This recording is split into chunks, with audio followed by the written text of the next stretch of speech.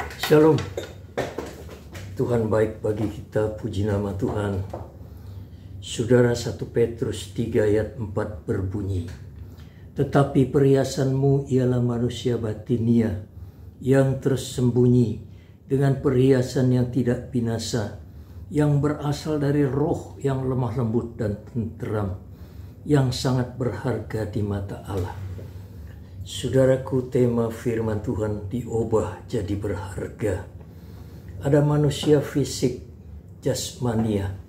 Ada juga manusia roh, batinia. Manusia jasmania, hidup terbatas dan sementara. Ini yang kita hidupi sekarang di dalam daging. Dengan tabiat buruk, tabiatnya yang berdosa.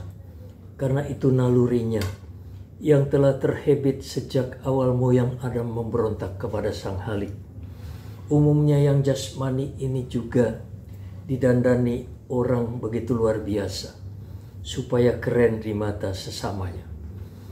Tapi manusia batinia adalah manusia roh.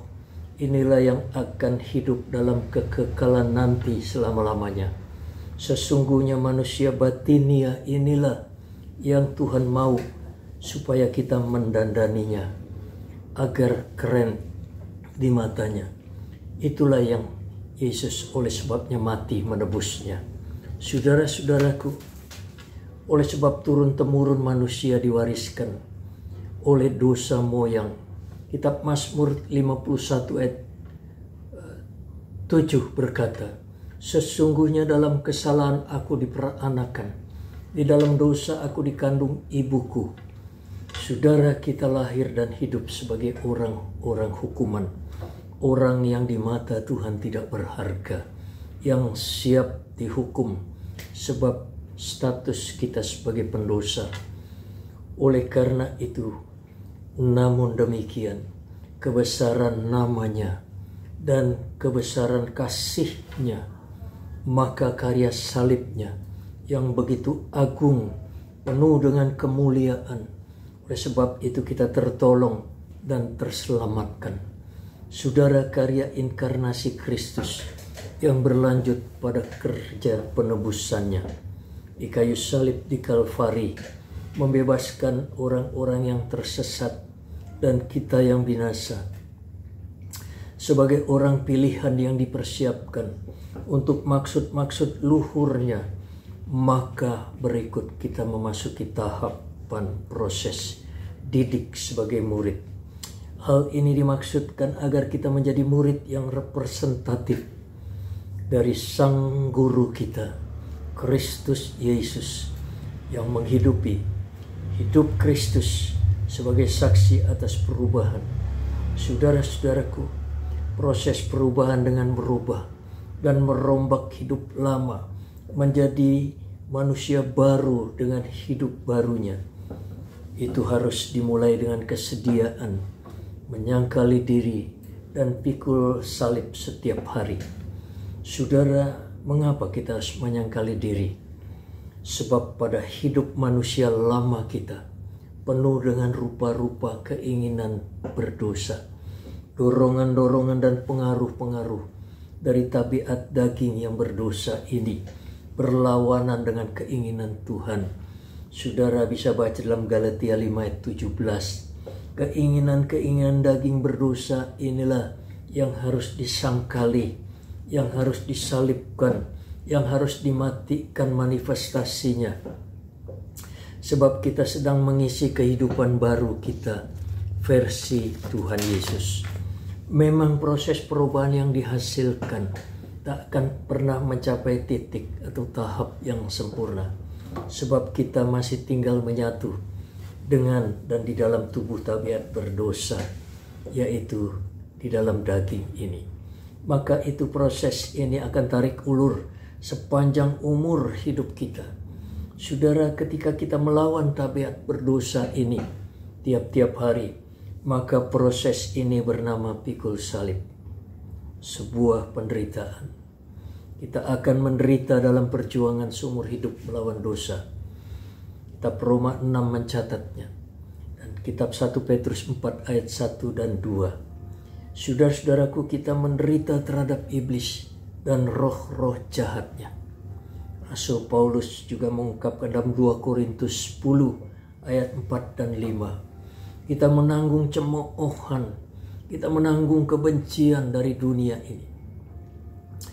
Yohanes 15 ayat 18 sampai 25. Kemungkinan kita juga menerima penganiayaan, menjadi martirnya bila Tuhan berkehendak akan hal itu.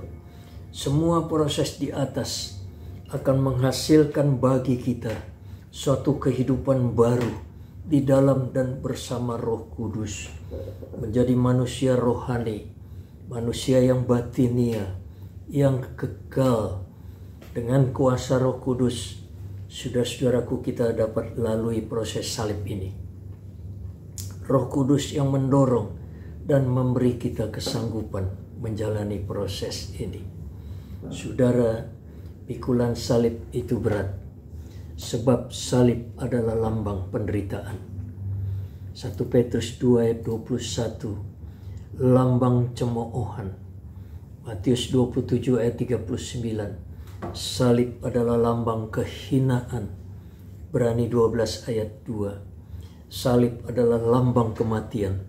Kisah 10 ayat 39.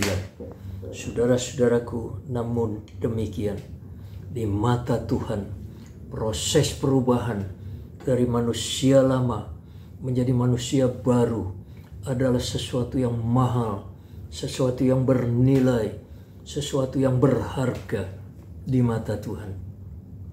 Sehingga begitu kita telah selesai di proses menjadi baru, menjadi manusia baru yang siap masuk di dalam kekekalan, kemudian kita dipanggil pulang, maka Mazmur 116 ayat 15 digenapi. Saudara, berharga di mata Tuhan kematian semua orang yang dikasihinya, yaitu orang-orang yang bertekun di dalam proses salib tadi, orang-orang yang setia iring Tuhan, setia di dalam menyaksikan perbuatannya yang ajaib, yang merubah hidup kita.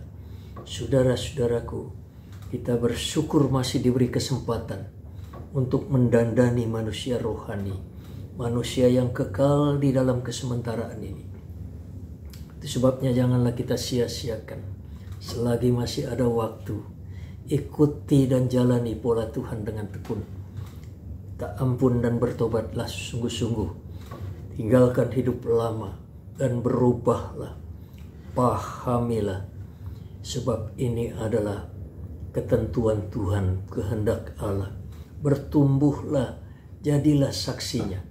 Ceritakan perbuatan-perbuatannya yang telah merubah hidup saudara. Amin firman Tuhan. Hari ini saya mengajak saudara berdoa. Mari kita berdoa. Bapa, banyak terima kasih buat firman Tuhan yang mengingatkan kami dan yang memberikan pemahaman ekstra hari ini. Berilah kami kesanggupan memasuki dan mengikuti proses salib sampai akhir. Ampuni ya Tuhan, bila selama ini kami belum buat apa-apa bagi Tuhan.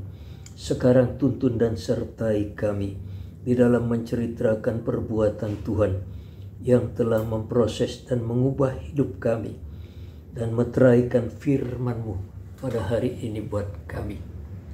Ini doa kami dalam nama Yesus kami berdoa, memuji Tuhan. Haleluya, amin. Tuhan memberkati saudara. Haleluya, haleluya.